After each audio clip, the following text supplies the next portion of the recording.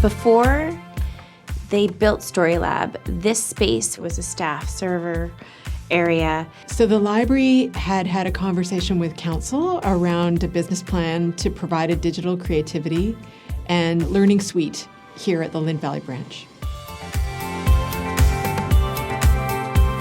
That was sort of like a vision planning meeting with members of the community who could have a stake in StoryLab. It felt like sort of this, we can come up with anything and they could maybe make it happen. We don't have the same limits we have. The library now can be anywhere and everywhere.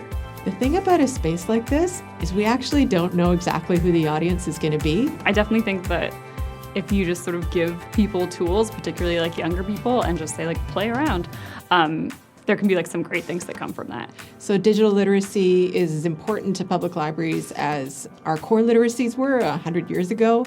You have a creative idea, a creative project that you want to make a reality. StoryLab allows for equitable access to the technologies. I think that digital literacy is a part of some core human rights we're trying to make sure are going to be met for citizens. It's in the interest of every community to have citizens who have access to technologies, to have citizens who feel competent to participate in these conversations that happen outside of the printed word. It can seem almost baffling to me as someone who grew up with the internet, like how challenging that can be. One of our big goals is to connect community.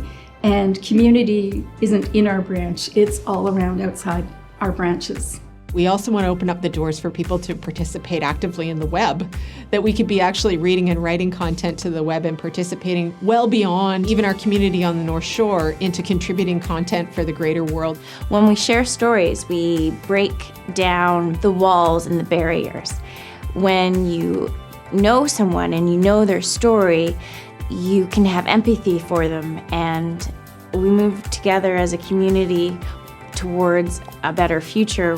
How will you tell your story? How will you tell your story? How will you tell your story? Imagine having an archive of stories that a grandfather might be able to tell to great-great-great-grandchildren. Everyone sort of has access to a camera and their phones, but like recording those moments it can be really valuable, and it's like a snippet in time that I think is worth preserving. Particularly right now, any sort of documentation, recording, whether that's art, writing, illustration, or film, I think that's really valuable and will be like incredibly helpful in describing this very specific and strange moment to people in the future.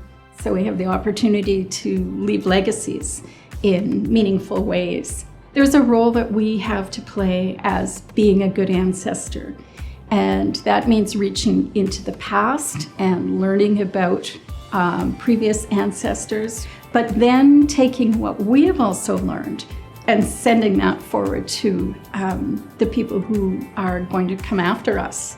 We have a strong attraction, I think, for people who are on the track of storytelling and story discovery.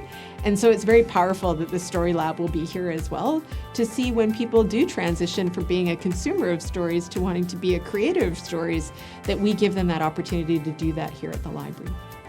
Welcome to StoryLab.